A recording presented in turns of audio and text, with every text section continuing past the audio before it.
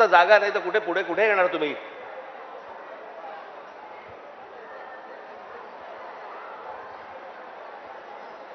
त्या दिवशी इथे जो काही प्रसंग घडला, त्या काय कोणते मिठाईवाल्याचा काहीतरी झाला तो भाग, आता कानावरती जर मराठी समजत नसेल तर कानाखाली बसणारच मराठी.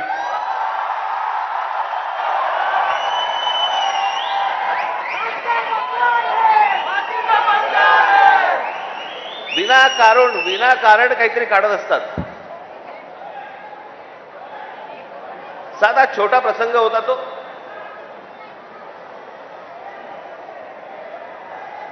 मोर्चासाठी म्हणून तिकडे जे कोणी माझे मराठी सैनिक होते पाणी प्यायला गेले तर तो माणसाने विचारलं कशासाठी मोर्चा काढताय? त्यांनी सांगितलं हिंदी सक्तीचं केलं म्हणून. म्हणे इथे तर म्हणे सगळे हिंदीतच बोलतात म्हणे. हे सगळं हिंदीमध्ये चालू होतं. त्याच्यामध्ये त्या माणसाच्या अरेरावीमुळे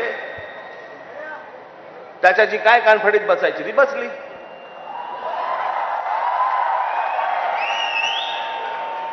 मग लगेच इकडच्या सगळ्या व्यापाऱ्यांनी बंद पुकारला. तुमच्या मारली होती, अजून नाही मारली आहे.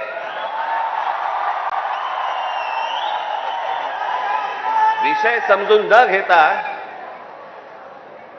काय झालंय माहिती नसताना कुठच्या तरी राजकीय पक्षाच्या दबावाखाली येऊन जर तुम्ही हे असले बंद करणार असाल, तुम्हाला काय वाटलं मराठी व्यापारी नाहीयेत?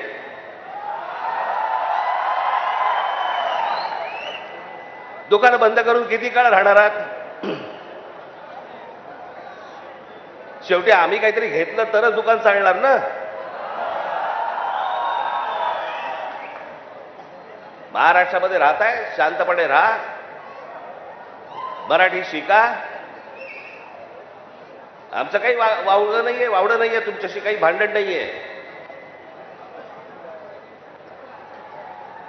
पण मस्ती करणार असाल इथे तर महाराष्ट्राचा दणका बसणार म्हणजे बसणार, एवढं लक्षात ठेवा.